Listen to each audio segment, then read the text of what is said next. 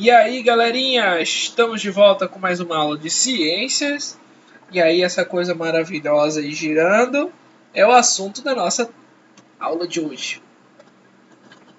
Antes de tudo, livro, caneta e caderno na mão para iniciarmos a nossa aula de ciências.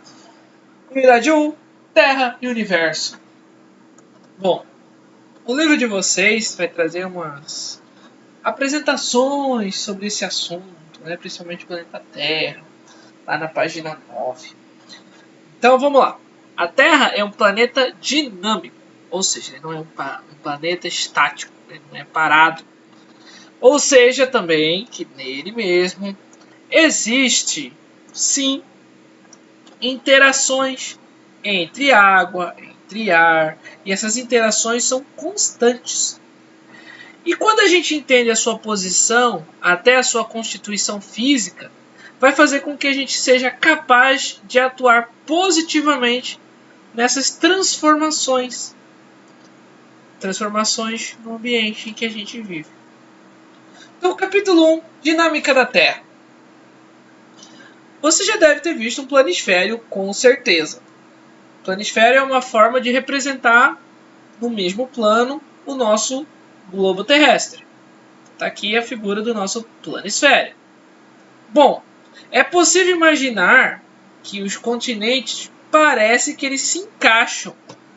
Olha aqui, ó. Olha só o Brasil. Olha o formato da borda do Brasil. Olha o formato da borda da África. Que coisa curiosa, né? Bom, isso é como se fosse um quebra-cabeça, né? Mas você vai ver algumas coisinhas sobre isso logo logo. Bom, deriva continental. Já ouviu falar dessa palavra? Deriva continental? Deriva continental... Já ia embaralhar minha língua. Deriva continental é justamente essa evidência que você acabou de observar de que os planetas foram unidos em algum momento e aí se separavam. Essa teoria era defendida, foi apresentada também pelo geólogo e meteorologista alemão chamado Alfred Wegener, ou Wegener, eu acho que é Wegener. E aí, em 1913, ele publicou sua obra clássica, que era chamada A Origem dos Continentes e Oceanos. Então, esse senhor tratou de afirmar que um dia todos os atuais continentes, que formavam apenas uma única massa de terra, se separavam. Esse supercontinente era chamado de Pangeia.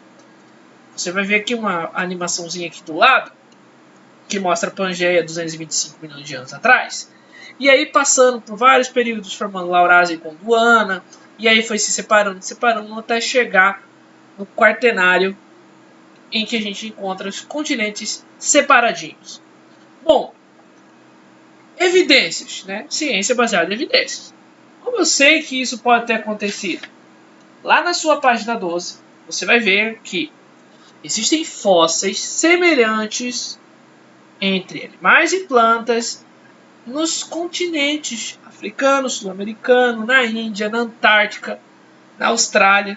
Então eles compartilham algumas coisas, algumas características em comum, como se esses continentes tivessem realmente sido conectados.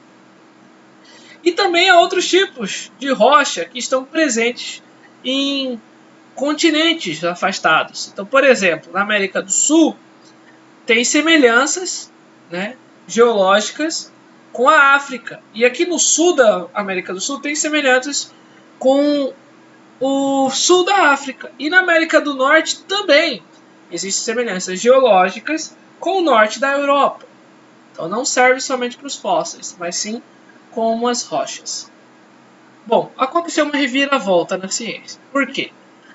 Até então, o Alfred ele não tinha tanto prestígio na ciência.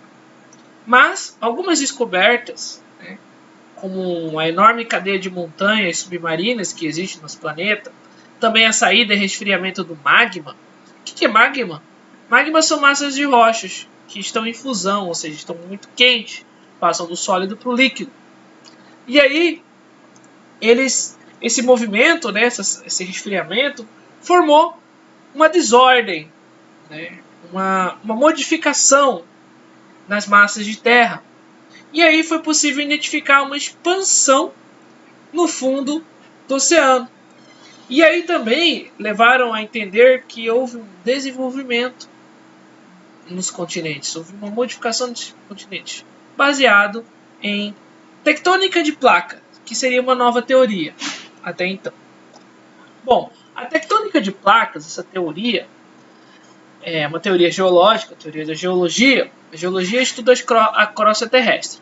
Ela vai descrever os movimentos de grande escala na litosfera da Terra. Nessa teoria, o Alfred ele afirma que as placas continentais se rompem e se separam, mas também se chocam umas com as outras. E aí são criadas cadeias de montanhas. Aproximadamente 20 placas que acredita-se ser existentes. E essas placas têm fronteiras com atividades tectônicas, que a gente chama, ou seja, esses movimentos. E lá ocorrem mais terremotos e erupções vulcânicas do que dos continentes que estão no meio. Então, geralmente, locais como o Japão, que tem uma fronteira tectônica bem grande, ocorre bastante esses movimentos. Essas cadeias de montanhas, que eu falei agora há pouco, são grandes cadeias de montanhas com o exemplo dos Andes, o Himalaia, os Alpes, e eles são formados pelo choque de placas.